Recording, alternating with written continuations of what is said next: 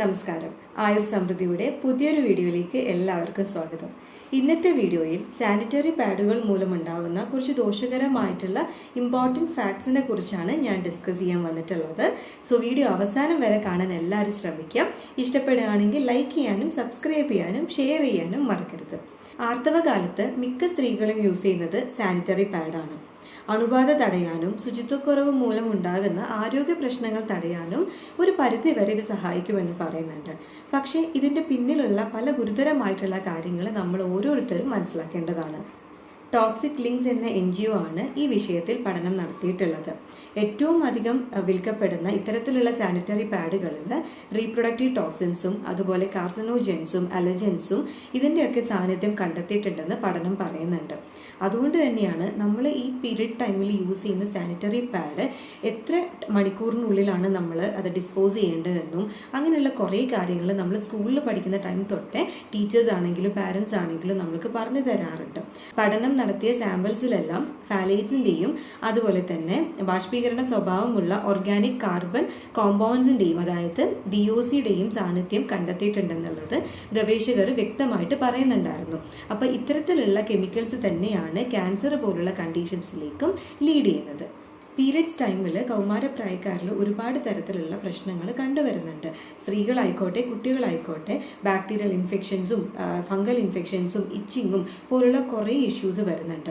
ഡോക്ടറിനെ കൺസൾട്ട് ചെയ്യുമ്പോൾ പോലും അവർ കംപ്ലീറ്റ് ആയിട്ട് പറയില്ല. നമ്മൾ വീണ്ടും വീണ്ടും ചോദിച്ചുകൊണ്ടിരുന്നാൽ മാത്രമാണ് ഇങ്ങനെയുള്ള ഇഷ്യൂസ് കൂടി ഇത് അസോസിയേറ്റഡ് ആയിട്ട് വരുന്നു എന്ന് പറയുന്നത്. ഹൈജീൻ വളരെ ഇമ്പോർട്ടൻ്റ് ആണ്.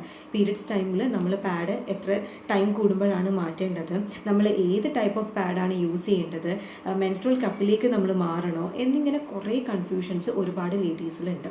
അപ്പോൾ നിങ്ങൾ മനസ്സിലാക്കേണ്ട ഒരു കാര്യം, ഈ മാർക്കറ്റിലൊക്കെ അവൈലബിൾ ആയിട്ടുള്ള സാനിറ്ററി പാഡ് കുറച്ചൊക്കെ ചീപ്പായിട്ടുള്ള പാഡ്സ് അവൈലബിൾ ആണ് അല്ലേ. അപ്പോൾ അതൊക്കെ ഇങ്ങനെ ചീപ്പർ റേറ്റിൽ നമുക്ക് അവൈലബിൾ ആയിട്ടുള്ളത് അത് പ്ലാസ്റ്റിക് കൊണ്ട് നിർമ്മിച്ചിരിക്കുന്നത് കൊണ്ടാണ്. അപ്പോൾ പ്ലാസ്റ്റിക് കൊണ്ട് നിർമ്മിച്ചതാണ്, അതിൽ ആർട്ടിഫിഷ്യൽ ആയിട്ടുള്ള പെർഫ്യൂംസ് ആഡ് ചെയ്യുന്നുണ്ട്, ഫാലറ്റ്സ് ആഡ് ചെയ്യുന്നുണ്ട്, അതുപോലെ തന്നെ ബ്ലീച്ചസും എല്ലാം ഇതിലുണ്ട്. അപ്പോൾ ഇത്ര തന്നെ ടോക്സിക് ആയിട്ടുള്ള അല്ലെങ്കിൽ കെമിക്കൽ ഫിൽഡ് ആയിട്ടുള്ള സാനിറ്ററി പാഡ് നമ്മൾ പീരിയഡ്സ് ടൈമിൽ യൂസ് ചെയ്യുമ്പം എത്ര മാത്രമാണ് നമ്മുടെ ശരീരത്തിന് അത് ഗുരുതരമായിട്ടുള്ള പ്രശ്നങ്ങൾ കോസ് ചെയ്യുന്നത് നമ്മൾ ആരെങ്കിലും ചിന്തിച്ചിട്ടുണ്ടോ?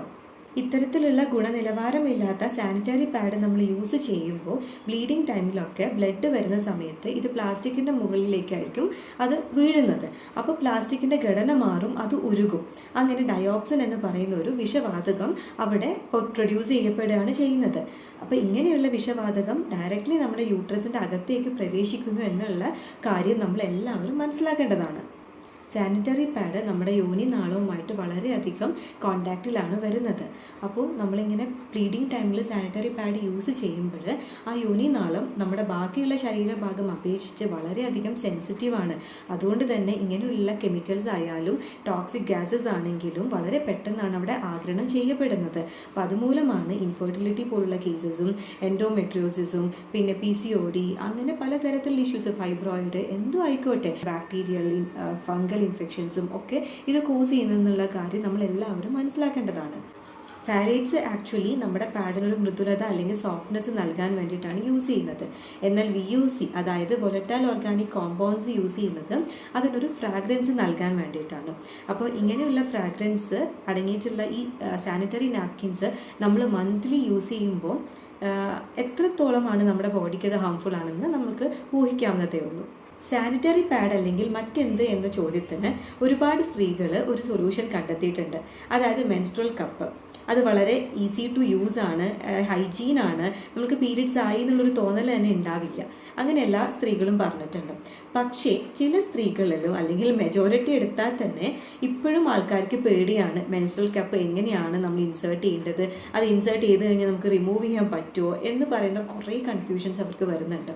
അപ്പോൾ അങ്ങനെയുള്ള സാഹചര്യത്തിൽ നമുക്ക് പറയാനുള്ളത്, ഈ പ്ലാസ്റ്റിക് അടങ്ങിയിട്ടുള്ള സാനിറ്ററി പാഡ്സിനെക്കാളും നമുക്ക് കുറച്ചുകൂടി യൂട്രസ് ഫ്രണ്ട്ലി ആയിട്ട് ഏത് പാഡാണ് യൂസ് ചെയ്യാൻ പറ്റുന്നത് എന്നുള്ളതാണ്.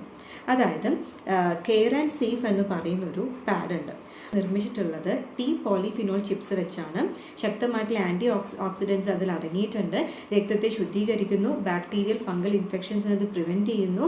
അതുപോലെ തന്നെ നമ്മുടെ യൂട്രസിനെ നല്ല ഹെൽത്തി ആയിട്ട് മെയിൻറ്റെയിൻ ചെയ്യാനത് ഹെൽപ്പ് ചെയ്യുന്നുണ്ട്.